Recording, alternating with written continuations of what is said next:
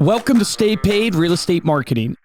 Unlock the secrets of success in the real estate world, where each episode delivers valuable tips and strategies to elevate your marketing game and help you succeed in both life and business. Brought to you by Reminder Media.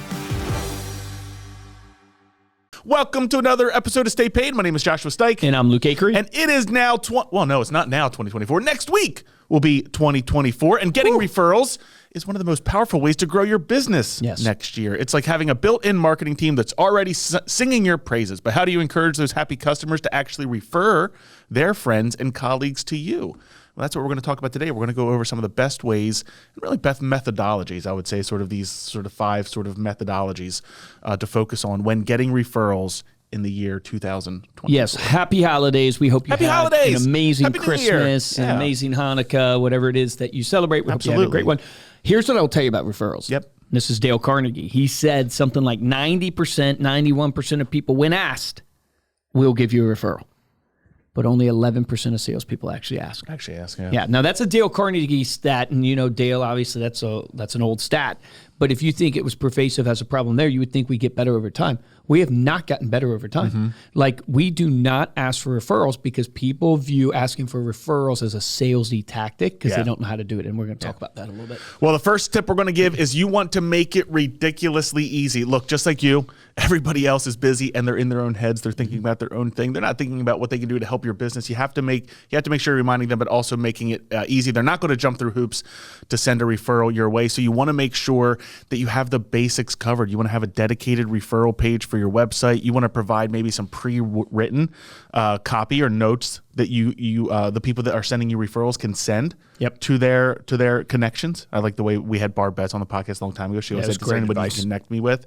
And then you want to be able to offer multiple referral channels. So whether that's email or it's social media or text messaging, you want to make sure that you have options available to the people that you're hoping to get referrals from. Yeah, agreed. There's two trains of thought here. One is you can go very specific, right? That means you're going to get less. The more specific you are in your ask, the less you will receive because obviously, people might not have somebody in that exact category. Or you can go where it's a broader ask to where you're going to get connections. They might not be at the bottom of the funnel. Heck, they might not even be looking to buy or sell real estate or whatever it is that you do, but you at least now have a relationship.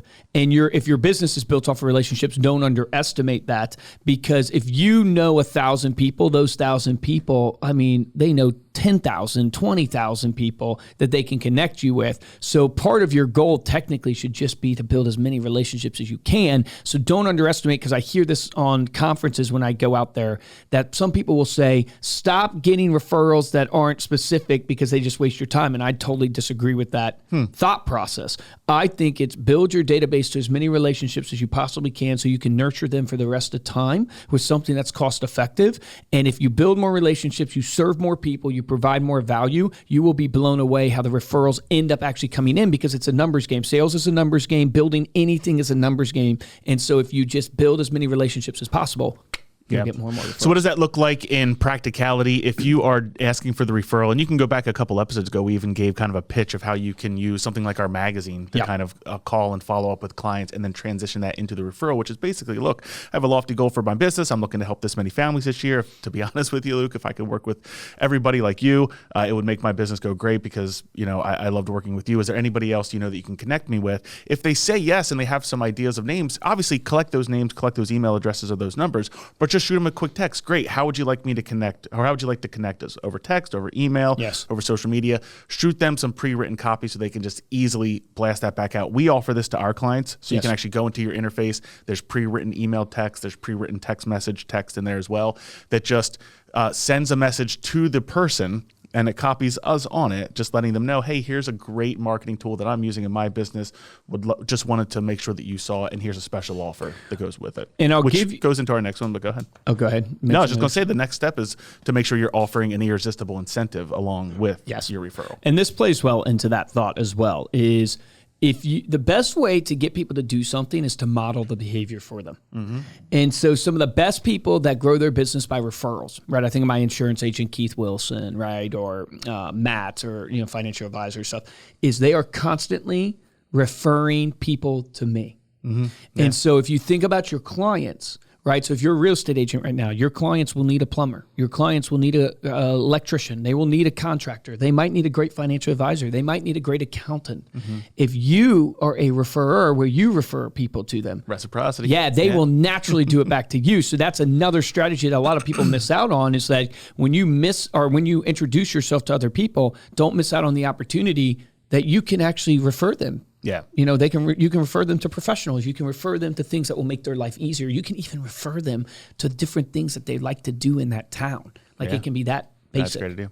So number one, make it ridiculously easy. Number two, offer an irresistible incentive. You can do discounts or freebies for both the referrer and the new customer. You could do donations to charity in the referrer's name. That's another idea. If maybe you don't have a platform that kind of gives like a cut of the end transaction, you could do a donation. You could do entries into raffles or contests for bigger prizes. That's just sort of the idea. Like whenever we send ours out, everybody that refers somebody that ends up signing up with us, we give them 15 free magazines on their next mailing, and that's unlimited. And then we also have an affiliate program that's a little bit different because you actually make money doing that. But we offer 15 free magazines on your next And don't mailing. underestimate, like if you're a client of ours right now, if you give us a referral, we'll get you 15 free magazines in your account right away. But we do this at conferences. Yeah. And you'd be amazed, right, how many people will say, hey, you just signed up. Hey, anybody else you know at this conference that you bring over?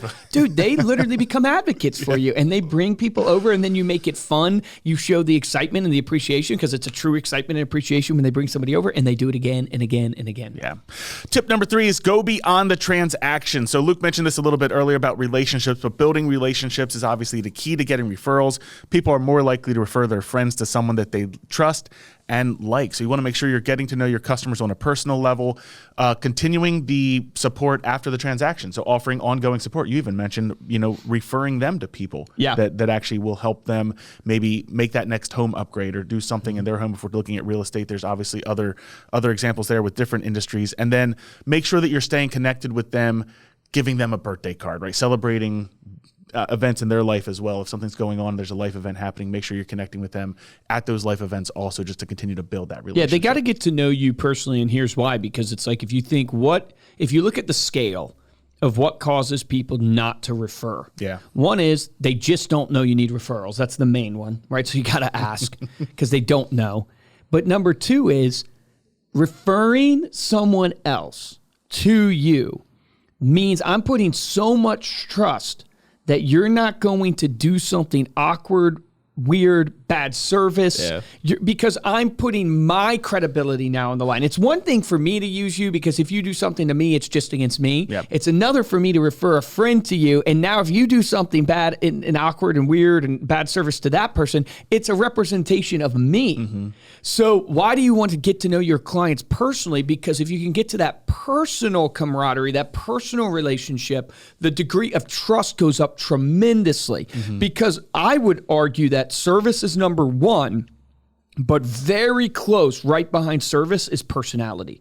Because there's a lot of people that do good service, but they just have that kind of like, I think sometimes personality can trump it. Service. But at the end of the day, if the doctor is the best in the world, you don't mind his doctor bedside manner, right? If he's the best in the world, type idea. Like you want the profession. That's why I argue that like service is number 1. Like you have to be the best in the world at your craft, and people will forgive like your bad personality or awkwardness to a certain degree. But that's why I put it right up next to that of going like, I think in my own life, I can only speak from my experience, but sometimes referring people, I do actually believe they would do a pretty good job.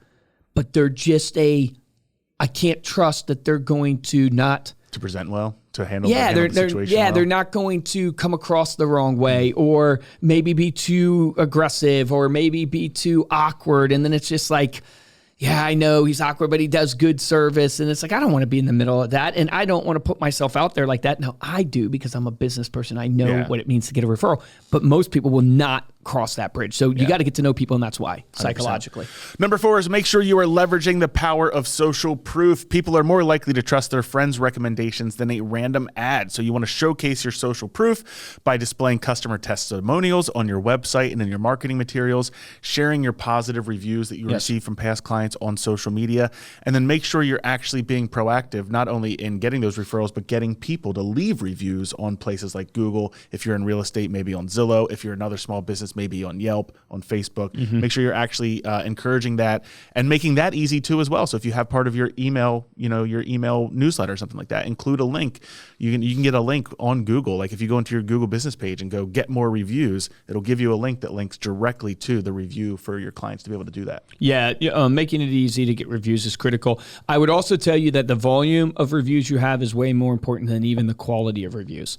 And I know that is maybe, you're thinking, no, you do want good reviews, but the truth is I could read an incredible review from Josh Dyke, but if you only have 10 of them. Yeah, think about how you shop on Amazon when you're trying to choose between 8 products that look similar. You're going with the one, even if it's 4.5 to 4, you might go with the one that has 20,000 4-star than the one that has 6 4.5 stars. Your goal should be getting hundreds of reviews, if not thousands, depending on how long you've been in the business. And I even trying to apply this to our own business. I know we have hundreds and hundreds of reviews on Google, but we need to be well over 1,000+ reviews. There's Shame no on reason this marketing team. Exactly. There's no reason why we shouldn't be, because we have that many reviews across platforms. Across all platforms. We didn't make it easy enough. We didn't make it clear enough. We didn't start on Google fast enough of getting reviews. Because we were more focused on Facebook. Facebook was the lever because we were doing advertising on Facebook. Yep. But it's the volume of reviews that matters, because yes, people will read the reviews, but I don't believe there's going to be one review by Susie Q on Google that because she said I got a $700,000 listing from using Reminder Media's magazine, that's going to be, I'm going to do no, it's 100. it's the, okay, cool, Susie had success, and Susie had that success. Look at 1,000 people have rated these people 5-star, and that's the real psychological difference. Yeah, great point. Number 5, this might be the most important one, is to make it a regular part of your sales process. So don't just ask for referrals once in a while. Make it a regular part of your sales process by training your sales team to ask for referrals, training yourself. Maybe you have to do a little self-training to make sure that you're asking for referrals. Include a referral request in your email signature, and then don't be afraid to run referral campaigns to boost momentum. So we do this every couple of months. We'll do a big referral push. I know we do a big one during Valentine's Day. We add in some extra incentives, show the love type of thing, and kind of theme it around these fun events. And it just makes it more approachable for people to move into and supply those referrals. And it works. I mean, we're going to get 20,000+ referrals this year as a company. Almost 2,000 sales from the referrals. Yeah. So, and that's just in the same year, let alone what will come from it. Not only in goodwill, but future sales. So, because we'll drip on those people for the rest of the time, right? So it's like, it works. The other thing I would tell you to do this test, maybe this is a good action item for the show, is like, do this test. Look at all your past transactions, and did you ask for a referral? And did you ask for a review? Yeah. And if you asked, you give yourself a score. If you did not ask, you give yourself a 0. Then divide your score by the number of opportunities you had, and that's your grade. Yeah, you could even, if you have a CRM, you could even create a custom field for that as you're working through the leads. Did I ask for a referral? Did I ask for a review? People blow my mind. You might pay thousands of dollars for a lead on Zillow or the advertising you're doing. But you have a free lead literally right in front of you with the deal with the current client you have. You're just not asking them. And it's just crazy to me that people don't ask for reviews and don't ask for referrals. And it's usually because it's not built into their process. Yeah. And it should be done close to the closing table. Here's a tip I'll give you. I was talking to my brother the other day and his team operational manager, Cody. And Cody was saying they're now starting to try to ask before the closing because they have found that they can get the review before the closing way more than after the closing. Yeah. And it's not because they're doing bad service. It's just that the client is still super engaged. In the process. Yeah, once you sign those papers, you're like, I got the new house. I'm so it's not about the service because they're doing great service, but they're doing it right before the closing. Yeah. And people are writing the reviews and then going, I can't wait for it to close, type idea. Well, not only that, I know that your brother does this and we do it on the phone as well. We've been talking about a lot of getting referrals from clients, but you can get this from prospects as well. So I know even when your brother was calling through Facebook leads, if a lead was going nowhere, he was always asking, well, is there anybody else that you know? Yes. And we do the same thing on our sales process 1,000%. too. Anyone else. All right, there you go. Those are 5 ways to get more referrals in 2024. Thank you so much for listening. You can go to staypaidpodcast.com staypaidpodcast.com for the show notes and the video of this episode. And you can also, if you're looking for a great referral tool in your marketing and you're not a client of Reminder Media, we have a great discount for Stay Paid listeners over at staypaidpodcast.com/magazine. And we have a 31% referral rate over the course of sending our customizable magazine for 12 months. And So 31% from recipients, are self-reported from recipients that receive the magazine. Absolutely. So that's staypaidpodcast.com/magazine for a special deal on our brand of magazines to help you with referrals next year. If you like this episode and want to show your support, hop on over to Apple Podcasts, drop us a 5-star review. And the best way to support the show is to simply share this episode with someone that you know. A priest, a minister, and a rabbit walk into a blood bank. A rabbit or a rabbi? You get it? A priest, a minister, and a rabbit. Okay, a rabbit. Okay. Walk into a blood bank. The rabbit says, "I think I might be type O." I think I might be type O. Oh, typo. You got it before I get the punchline. If you want to get hold of me or Luke, you can email us at podcast@remindermedia.com, and you can follow us on social media. We are at Stay Paid Podcast. For this episode of Stay Paid, I'm Joshua Stike. Guys, I'm Luke Acree. I gave you your action item. Go execute on it. Look at all your transactions that you did and score. Did you ask for a referral? Did you ask for a review at that closing? If you didn't, you give yourself a 0. If you did, you give yourself a 1. Then divide your score by the number of opportunities you had to see your grade. That should be 100%. You should always be asking. And if you have scored high, 90, 100%, then you should then move to the next score. Did you get a review? Did you get a referral? Because that's in the quality of your ask and your ability to follow through to make sure they wrote the review or gave you the referral, and score yourself on that. Remember, the difference between top producers and mediocre producers in every business is top producers take action. Take action on that today.